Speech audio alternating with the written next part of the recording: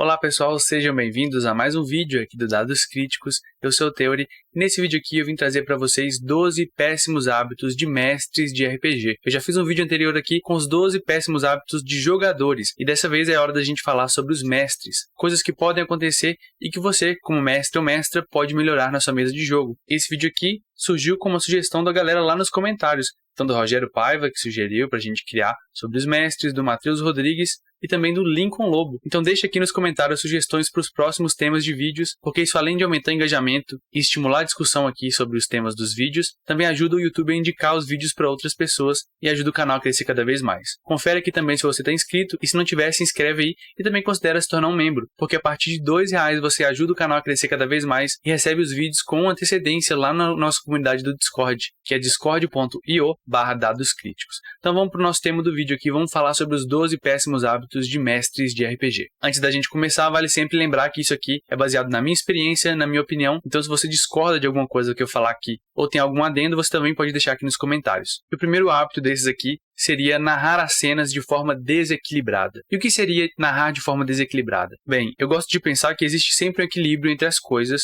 e que tudo em excesso costuma fazer mal. Então se você narra demais uma cena com muitos detalhes e fica ali por diversos minutos narrando uma cena qualquer, narrando a grama e como o sol bate nessa grama, você está tomando um tempo de jogo dos jogadores, impedindo que eles possam interagir com o jogo e fazer suas próprias ações. Por muitas vezes as pessoas tendem a fazer isso em busca de criar imersão para os jogadores. Você como mestre quer detalhar bem as coisas para que eles consigam sentir que estão dentro daquele mundo. Só que se feito de forma excessiva, essa descrição detalhada, isso pode causar o efeito contrário. Você fala tanto ali, a pessoa se sente tão desconectada que ela se distrai. O inverso também vale, ou seja, você chegar ali e não narrar nada, porque isso não dá para os jogadores parâmetros para que eles consigam interagir com aquele ambiente. E é lógico que esse equilíbrio que eu estou falando aqui, ele vai ser diferente para cada tipo de pessoa, para cada tipo de mestre e para cada grupo ali em específico, né? Estilos de jogos e tal. Tem pessoas que preferem jogar com mestres que descrevem bastante, outras que preferem jogar com mestres que descrevam um pouco e permitam mais essa ação. Então esse equilíbrio do qual eu estou falando, ele é algo que deve ser buscado pelo grupo e pelo seu estilo de jogo. No entanto,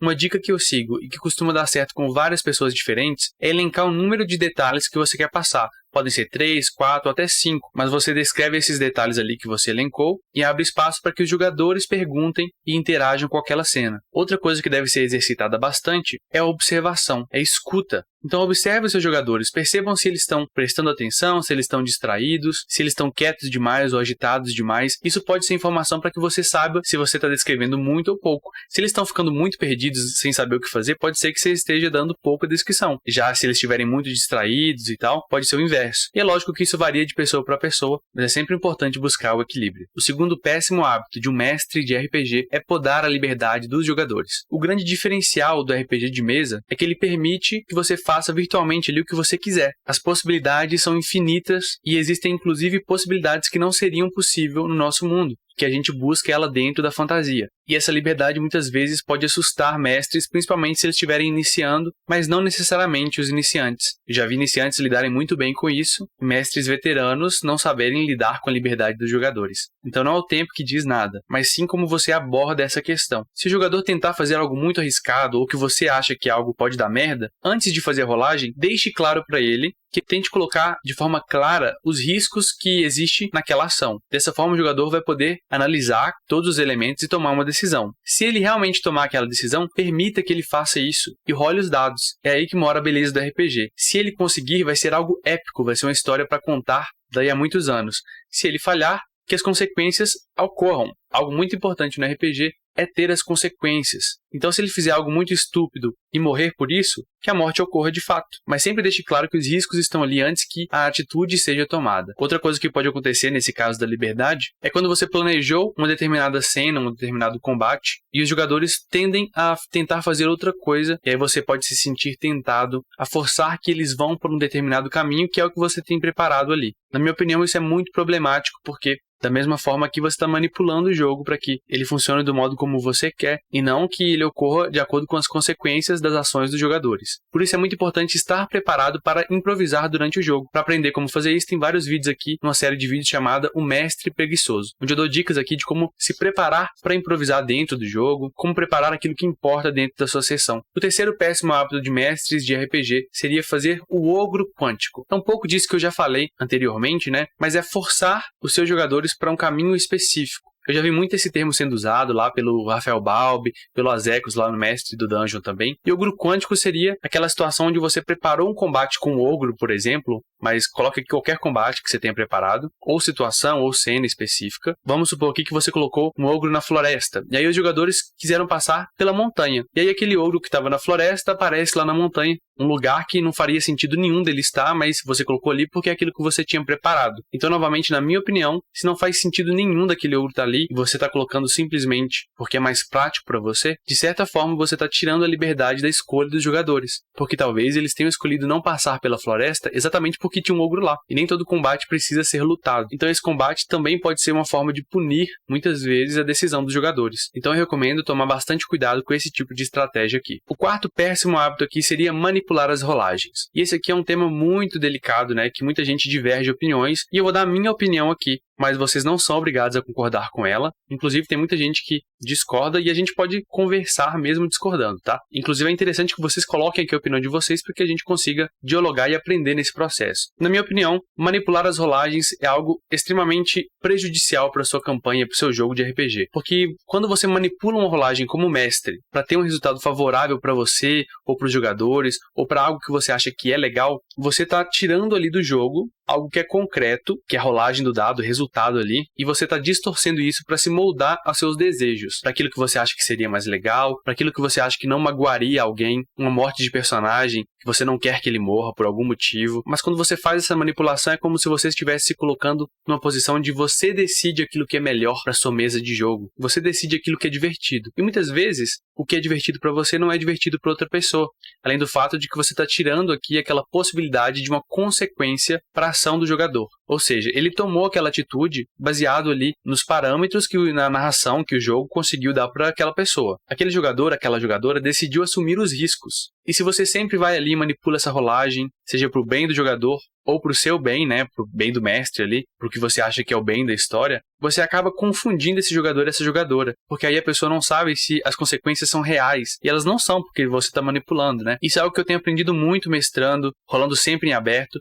e é algo que eu aprendi bastante com o pessoal do Regra da Casa, principalmente ouvindo lá o podcast Café com Dungeon. Então eu recomendo para vocês que, se tiverem interesse nesse tipo de assunto, que ouçam lá, eles têm vários episódios, vou deixar o link aqui na descrição também desse vídeo, ou nos comentários para que você possa ouvir um pouco uns debates sobre esse assunto. O quinto péssimo hábito seria não tomar decisões. A posição do mestre do RPG é uma posição que exige que você seja o juiz da mesa, que você adjudique e tome decisões em momentos que sejam necessários. Isso é muito importante, às vezes, para dar ritmo ao jogo. Imagina ali que a mesa chegou a um impasse, tem uma regra ali que ninguém sabe muito bem como funciona, e aí pode acontecer aquele caso do grupo inteiro ficar procurando qual página do livro que explica tal regra específica, porque tal parágrafo diz uma coisa que outro parágrafo diz outra. São nesses casos que a função de juiz, de árbitro do mestre, ela surge. E é necessário que o mestre tome uma decisão, e é muito importante que essa decisão seja justa. Então, mesmo que as pessoas estejam em dúvida ali sobre as regras, assuma a responsabilidade e fala assim, olha, gente, a gente vai fazer dessa forma aqui, por tal motivo. O que vocês acham? Conversa com o grupo e mostra para o grupo os motivos pelos quais você está arbitrando daquela forma. Muitas vezes pode surgir aquela regra de ouro, né? A palavra do mestre é a última que vale. Mas que isso não seja simplesmente, é assim porque eu quis e acabou. Que seja uma conversa, que seja justo, porque isso gera confiança e transparência na mesa. E isso, a longo prazo, vai ser benéfico para a relação de você com seus jogadores e para o futuro da mesa, né? Com o tempo, eles vão passar a confiar mais em você e nem sempre você vai precisar ficar falando porque você tomou aquela decisão ou outra. Isso, o ritmo da mesa vai sendo cada vez melhor. O sexto péssimo hábito é não se preparar o suficiente. E é aqui que muita gente confunde essa frase. O que é o suficiente? Ele vai ser diferente para cada pessoa. Algumas pessoas conseguem simplesmente sentar sem escrever nada e mestrar uma sessão inteira. Outras precisam ter tudo minuciosamente escrito, detalhado, as falas, os nomes dos NPCs, as estatísticas dos monstros. Então o suficiente vai variar para cada pessoa. No entanto, quando você não se prepara o suficiente para você, é aquele momento em que no meio da mesa você se vê perdido, sem saber o que fazer, e aí começa a improvisar de uma maneira prejudicial, a inventar coisas sem dar parâmetro algum para os jogadores. Isso faz com que eles não consigam tomar decisões de forma correta, ou de forma consciente, né? Então é muito importante aqui que você entenda qual é o seu suficiente, que exista um exercício de reflexão e de se auto-perceber enquanto mestre, enquanto joga RPG.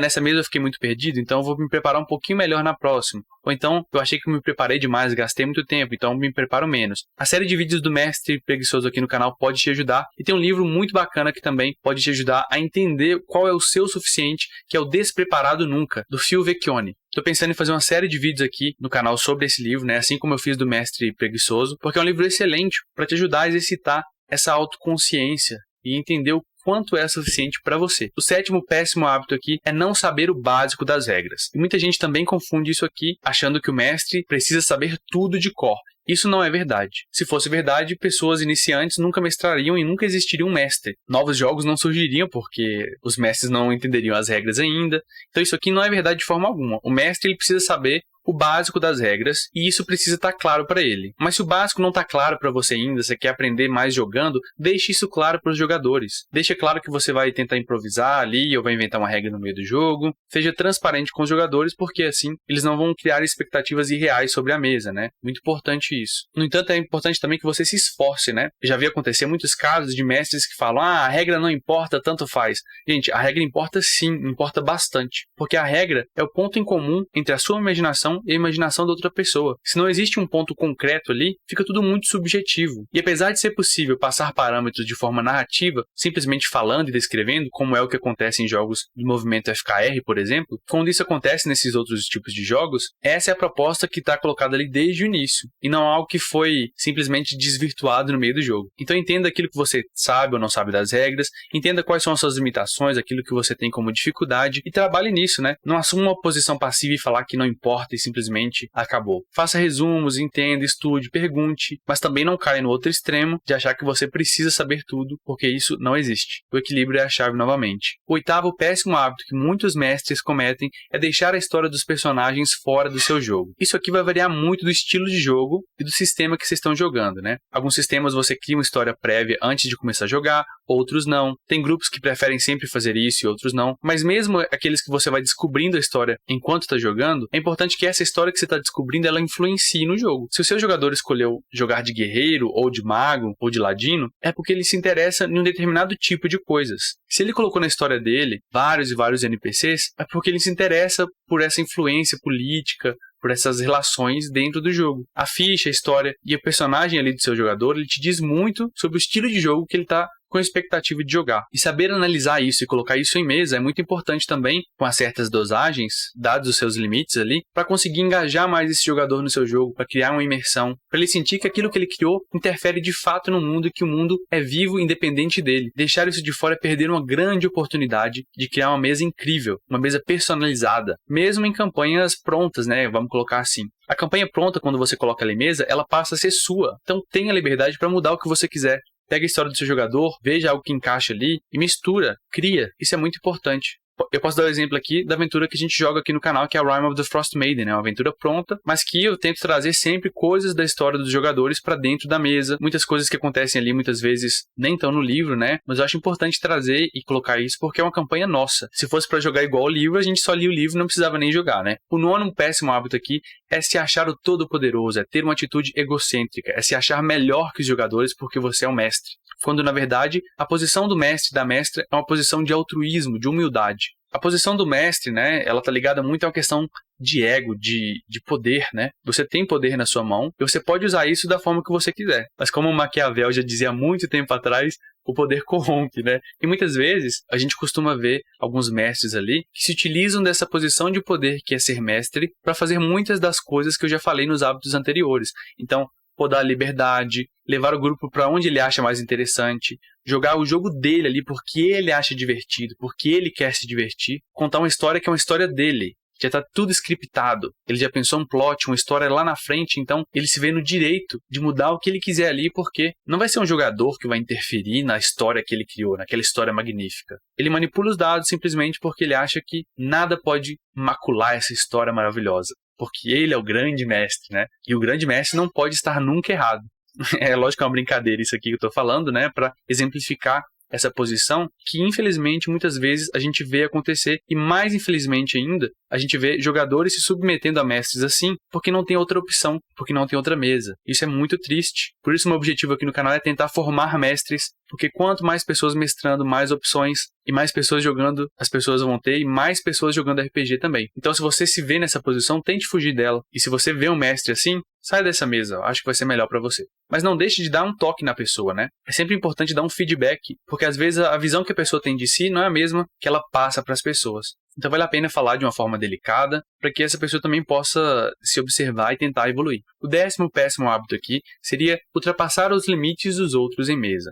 Uma coisa que eu acho muito importante no RPG é ter sempre uma conversa anterior, principalmente quando você não conhece as pessoas, para falar ali quais são os limites em mesa. Eu, por exemplo, não gosto de tratar de temas de racismo, machismo, homofobia em mesa, e eu deixo isso bem claro, principalmente quando eu estou jogando com alguém que eu não conheço. Cada pessoa também pode ter fobias, pode ter medos específicos, ou assuntos que, por mais bobos que possam parecer, são muito delicados para essa pessoa por conta da história de vida dela. Então é importante que a gente saiba isso, e uma coisa horrível que os mestres podem fazer é ultrapassar esses limites, né, de forma intencional, sabe? Escorregões podem ocorrer, você pode fazer uma coisa ali sem querer, e pedir desculpa sempre é importante nesses casos. Olha, eu não sabia que esse assunto tocava em você, ó, desculpa galera, eu pesei a mão aqui, eu peço perdão. Mas infelizmente eu já vi muitos mestres, já presenciei algumas pessoas passando desses limites simplesmente para satisfazer o ego. Tocar em fobia das pessoas porque eu sou o mestre que causa terror, eu sou o cabuloso, sem nenhum preparo, sem nenhuma conversa, reproduzindo ali estereótipos horríveis, coisas que na verdade a pessoa precisava muitas vezes de terapia para lidar com aquilo, simplesmente para chocar por chocar, sabe? É lógico que existem sistemas, existem grupos que podem querer tocar em assuntos mais delicados e tal, mas é importante que isso seja feito de uma forma consciente e da forma adequada, porque senão você acaba reproduzindo estereótipos ali,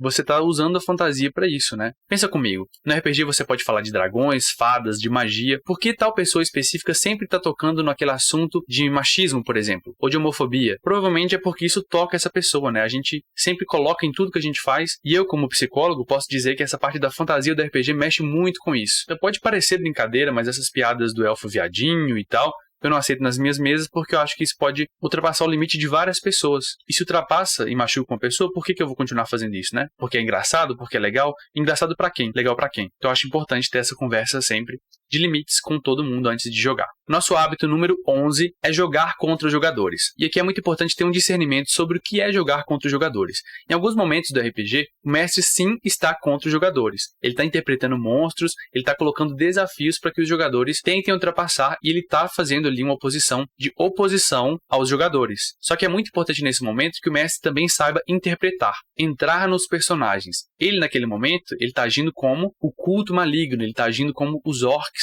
Como um orc agiria nesse caso? Como o culto maligno agiria? Infelizmente, a gente costuma ver acontecer ocasiões em que o mestre faz uma determinada coisa porque ele, o mestre, quer e ele está com a sensação, um clima de oposição contra os jogadores. Tem uma frase muito legal no Dungeon World que é onde o livro ali, os autores sugerem que você seja fã dos seus jogadores, que você torça por eles. Isso é muito importante. Você quer ver o sucesso deles, mas para que o sucesso deles seja real, os desafios precisam ser reais, não desafios falsos, né? Então saiba diferenciar o que é jogo do que é a relação de você com os jogadores. Você, jogador, não está contra os outros jogadores, mesmo que em alguns momentos você, mestre, precise criar uma oposição a eles. E nosso último hábito, nosso hábito número 12, é não dar valor ao jogo. E quando eu falo isso, eu estou englobando um tanto de atitudes e péssimos hábitos que alguns mestres podem ter.